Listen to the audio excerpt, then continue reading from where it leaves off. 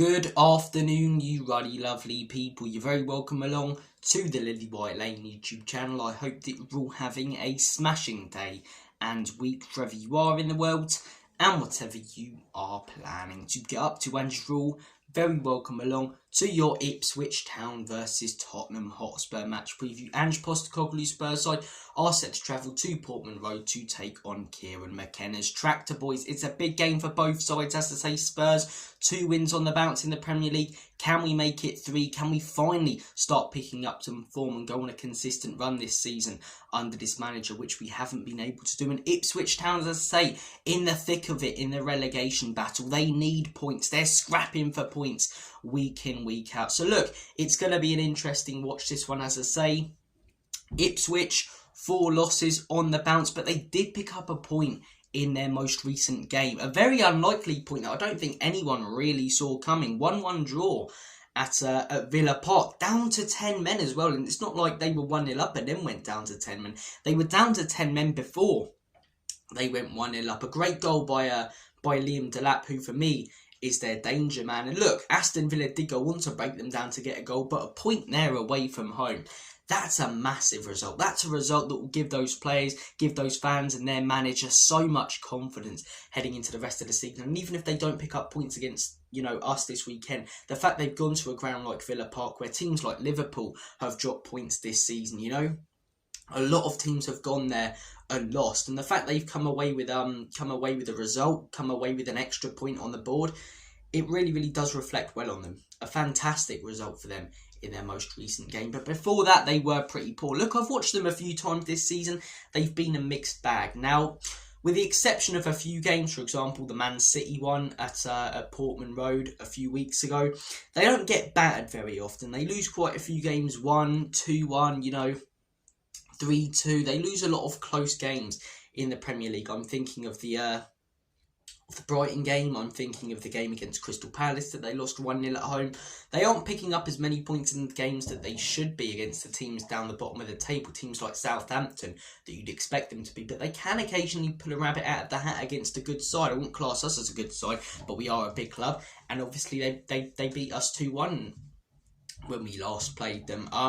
They took on Manchester United, again, wouldn't class them as a good side this season, but they came away with a point. Took on Chelsea, a Chelsea team who at that time, not like right now, were on a phenomenal run of form, and they beat them 2-0, outclassed them in every department, and were by far the better team on the day. So they're very capable, Ipswich, but they're not very consistent. They are coming off a good result at Villa Park, but something else that could give them quite a lot of confidence heading into this game is the fact that our last 3 Premier League games against Ipswich, we have lost 2-1. They have won the last 3 Premier League games they've played against Tottenham Hotspur. So with that, the point against Aston Villa, the fact they're at home, they'll be confident heading into this one. They'll be up for it. But do they have the quality to put us away? That is the question. And we will have some more returning players coming back. Obviously, we've got Vicario back in the team. I'm hearing reports about Romero being potentially fit for this one. So we do have players returning. Will it improve us to the level where we go to Ipswich and beat them 8-0 and Spurs are on for a title charge? No, but will it improve our play? Will it improve our performance? I believe so. So look, from a Spurs perspective, as I say, been pretty poor recently. Knocked out of both cups in the space of 4 days. Really, really poor. But like I said earlier in the video, we're playing for nothing really now in the Premier League. Now, that's a hindrance to a lot of teams. You hear it a lot at the end of the season for mid-table sides. They're on the beach. People talk about teams, not this season, Bournemouth are on fire, but your Bournemouth, your Palaces often get those sort of quotes mentioned when talking about them. But it seems to be benefiting us in the last couple of games. Went to Brentford, as I say, no expectations to get anything there, and we came away with a 2-0 win. And our most recent Premier League game against Man United, I don't think many people were expecting a lot. Man United had some big chances, but I thought they were pretty poor. And whilst we didn't create as much as we should have, I thought our play was fairly good. It was better than what we've seen recently. James Maddison on the score sheet. Great performance from Jed Spence and another win. So 2 clean sheets, 2 wins in a row. if we can make it 3 clean sheets, 3 wins in a row, because we can't really achieve anything in the Premier League, you've got to look at it as a positive, not because we're going to get into the European places, but because then we're taking confidence into those Europa League games. An ideal scenario, we're coming off 4 or 5 wins in a row in our first Europa League knockout game. The players are confident, we've got returning players back, and despite how bad I think this manager is, it gives us a good chance of progressing and having a good run, potentially winning that competition, because that's the one for me. Again, eggs should be going all in that Europa League basket. That's the one that matters most for the football club. But look, in terms of our lineup, again, I don't know exactly what players are going to be back. We know Vicario started the last game, so I'd expect to see him.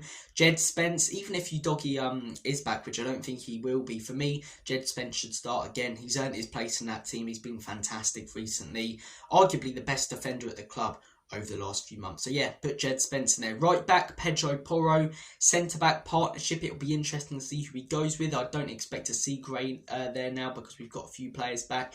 Romero, I wouldn't be surprised if we see him in the back line. We've been hearing for a little while that he could be fit and ready. Mickey van der Ven, looks like it might be a little bit longer for him. So it could be anything. It's hard to predict the lineup when you don't know exactly what players are back. But if Romero and van der Ven are fit, it will be Romero and van der Ven. If they're not, if one of them's fit, I would say one of them starts, and they'll probably partner Ben Davies because he's more of a natural centre-back and has been the last few years. Midfield 3, I expect to see James Maddison start again because of our lack of options in there and because of his performance and goal against Manchester United. I wouldn't be surprised if we see Lucas Bergvall start, and I think because he might play those 2 more attacking midfielders, he may play a more defensive-minded one because for some reason he doesn't want to play Gray in the 6, so I reckon he'll play Sarr behind them 2. And then front 3, Solanke looks like it's going to be a bit longer for him. So front 3... I'm thinking Son up top, maybe Odobert. Does he start Odobert? He was on the bench last game. Be interesting to see. Personally, the guy I'd like to see is Mikey Moore. I'd like to see Son up top if Solanke isn't fit. Mikey Moore on the left. Even start Lancashire up top. But yeah, Son up top, Mikey Moore on the left and Kulusevski on the right wing. Score prediction. I think Ipswich will be up for this game. I think their home crowd will play a part. I think they'll have an early storm, but I do expect us to ride it out because apart from Delap, I'm not sure they have that much quality up top. Whereas, whilst we're missing players, we are, as I say, coming off a couple of wins in a row. We do have some confidence now that we didn't have beforehand. We've got a few players returning. And yeah, I just think we've got more quality than them. And that's what it's been, as I say, apart from the occasional game where they pull a rabbit out of the hat.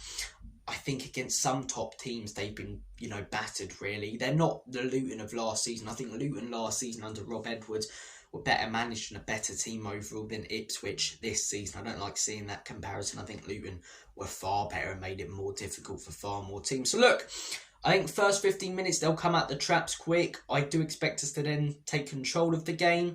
I think we win this one 2-0. I think we go 2-0 up, we're in cruise control. Ipswich score a late goal, maybe Liam Delap. And for the last 5, 10, 15 minutes, we're holding on a little bit. Players get a little bit nervy, as I say. But I do think we will get the result in this game. I wouldn't be surprised if we lose. It's hard to predict Spurs games. We're such an unpredictable team and you don't know what's going to come next round the corner at this football club. Look, guys, thank you for watching this video. Take care of yourselves. Have a smashing rest of your day, and I hope that you have a smashing weekend. And as always, Enoch and Lee.